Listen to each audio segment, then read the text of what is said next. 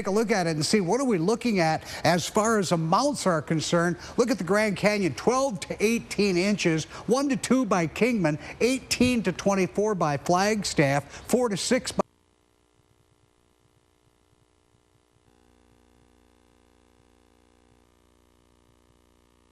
Miller is live a little bit south of there in Flagstaff tonight, and wow, look at this. Yeah, hey guys. It may be a little bit inconvenient out here for these drivers and people walking around. A lot of students out here kind of getting to and from classes and getting some food. But I got to tell you, it is truly beautiful out here. Let me take a step off so you guys can see exactly where we are. We're here on Milton and University in Flagstaff. It's right in front of the Target. NAU campus is right behind us. So a lot of people out and about, a lot of people here at this Target stocking up on water, food, and things like that. Now, I have you guys, drivers head this way should definitely use extreme caution. ADOT crews tell us that they have already been out plowing the streets on the interstate there. In this area alone, there's actually 67 plows. That's just for the interstates. That's not even including all the plows that the city has here, keeping the city streets clear. Now, as of now, there are no closures at this time, but that could change depending on these storms.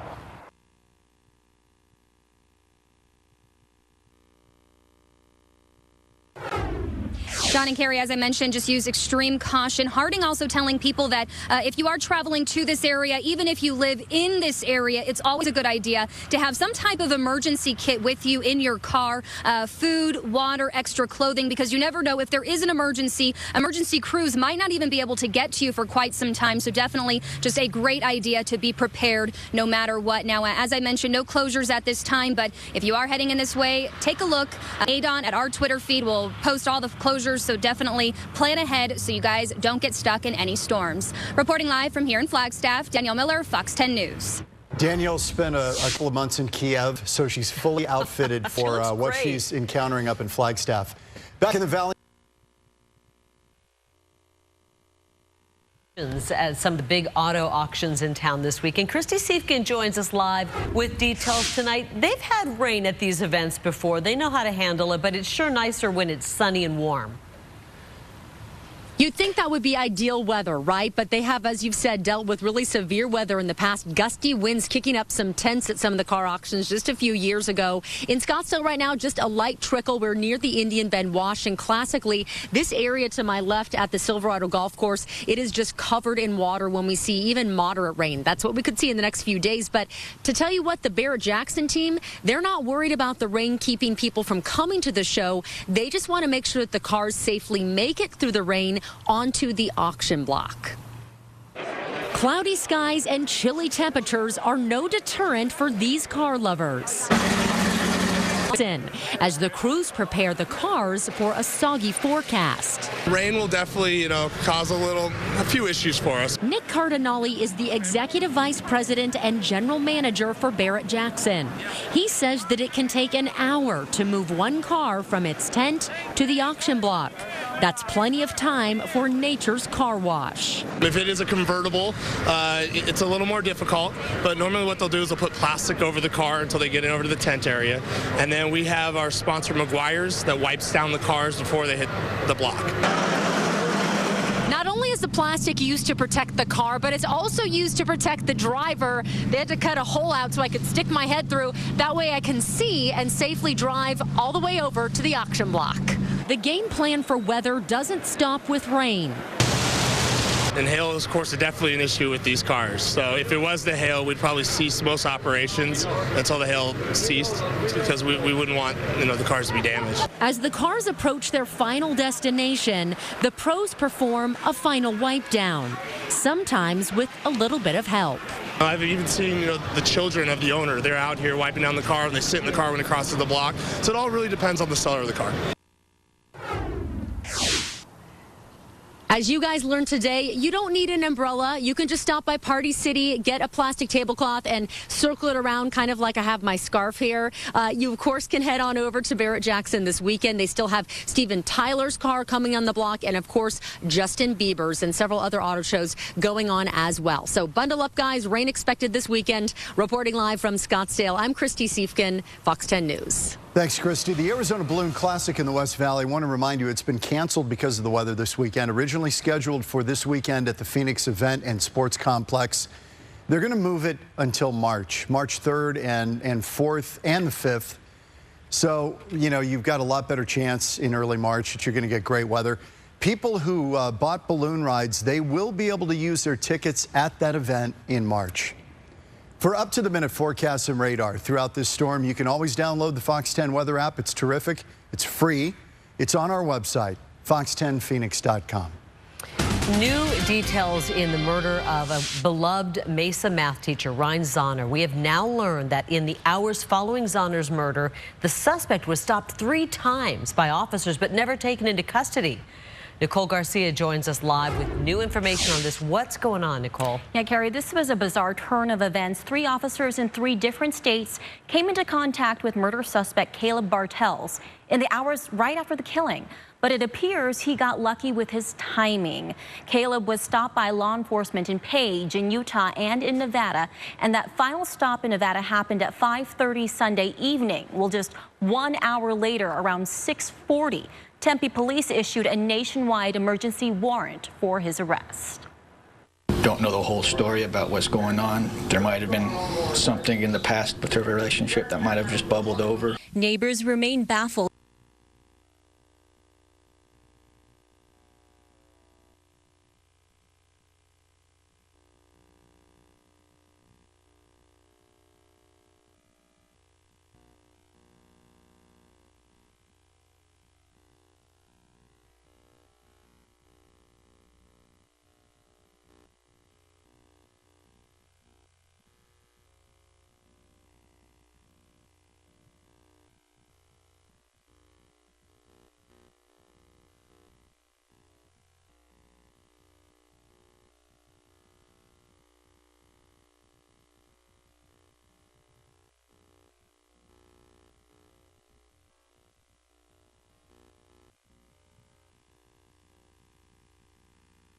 Wednesday morning, on the plates Wednesday night. Ryan Corey with St. Vincent de Paul.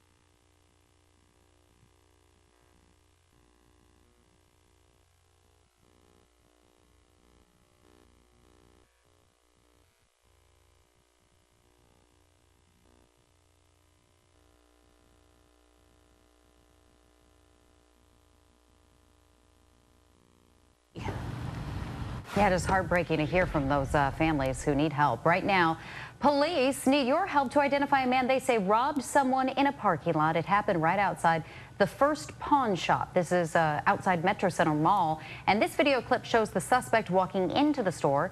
Police say he pointed his hand through his jacket like he had a gun and stole a laptop computer from a man. And he should be fairly easy to spot. He has a swastika tattooed on the back of his head, flames around his neck, and SS tattoos on his right cheek. If you think you recognize him or that sounds familiar, you're asked to please call Phoenix Police or Silent Witness. This afternoon, Sheriff Paul Penzone outlined his plan for his first 100 days in office. He says the plan is part action and part assessment and crucial to delivering high-quality public safety to Maricopa County residents. His top priority, he says, is crime prevention and detention.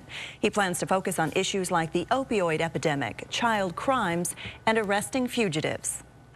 We will make a concerted effort to track down, apprehend, and hold accountable those who are wanted.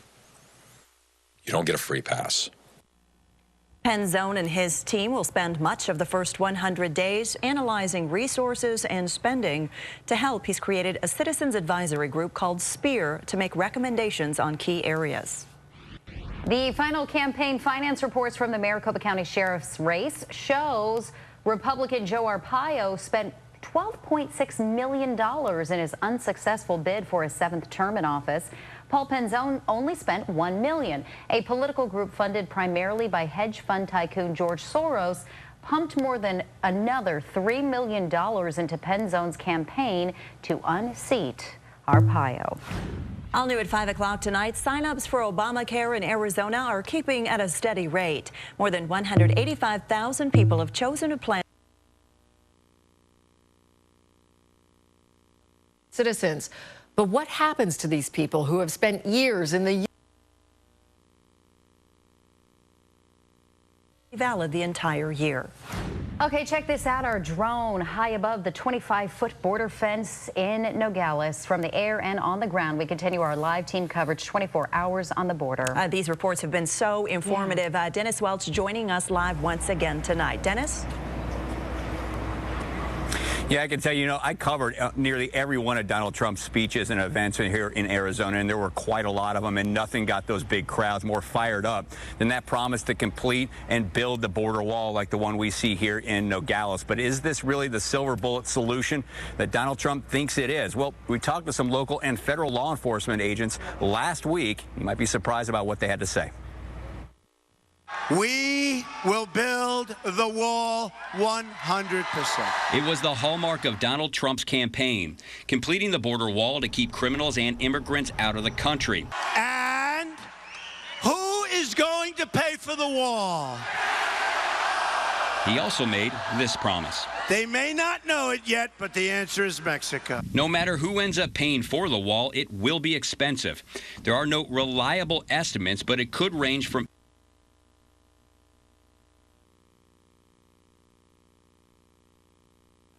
They fire off these stinging cells called nematocysts, which are filled with venom.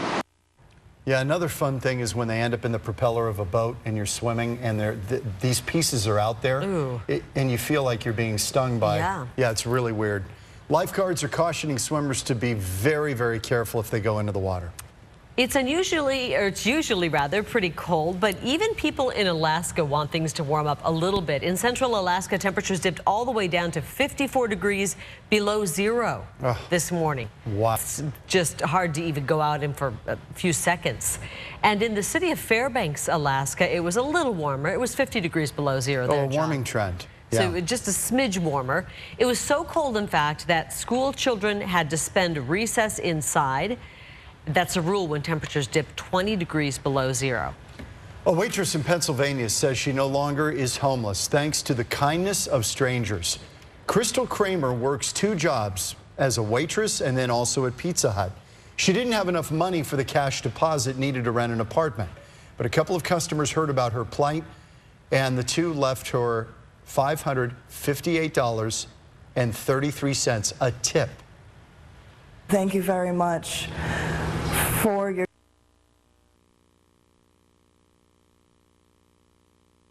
The other big element here beyond just technology and other resources is comprehensive immigration reform, and that is something Congress has failed to do for decades. Reporting live in Nogales, Dennis Welch, 3TV. There is no silver bullet to sealing or securing the border. All right, so our 24 hours on the border coverage does continue at 6 o'clock. Coming up, why the president-elect has promised a wall. Much of the border is already fenced. You're going to hear how illegal drugs and people are still making it into the country, and it's not through the desert or under the fence. Plus this. They're bringing drugs. They're bringing crime. A statement that may not be reality. Just how prevalent crime really is on the border. Coming up, it's become a problem for airlines how one company's product is keeping cell phone batteries from overheating and exploding unexpectedly. And I'm 3 on your sides, Gary Hart. The man who took care of the ones for Ronald Reagan and George H.W. Bush. That's still ahead. And later, the auction involving a legendary costume worn by the Man of Steel. From the preparation to the protest, our coverage of the inauguration all 4 times a year on the scheduled dates. Failure to do so can result in costly penalties. You want to maintain 24 hours on the border, all day, every newscast, only or nonprofit activities, even short trips to the drugstore or maybe to local charities to drop off donations can add up to a decent tax deduction for you. Just a couple of these actions, just a few of them, can really likely lower your tax bill for next year. And let me know if you have a consumer dispute. It's a new year, you've got problems, we want to help. Go to our website, hover over local news, click on CBS 5 Advocate. That's going to pull up my form. If you send that form directly to me, I promise I'll get back to you. All right, great. Thanks, Dave. Up next, be careful what you text. The bizarre string of emojis that can crash your iPhone.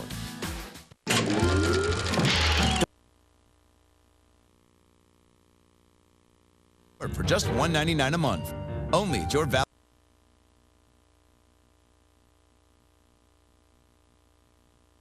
Donald Trump has taught us that, you know, a little good combat is really good for the country. I mean, when Donald Trump is tweeting at us and the country that, you know, Happy New Year, even to the losers who voted against me, I mean, he gives a little bit of a give and take. So I think, truthfully, you know, people can joke about fighting or not fighting, but we've seen this week a look at some of the president-elect's nominees, from Betsy DeVos to Steve Mnuchin, people who foreclosed on people. We have a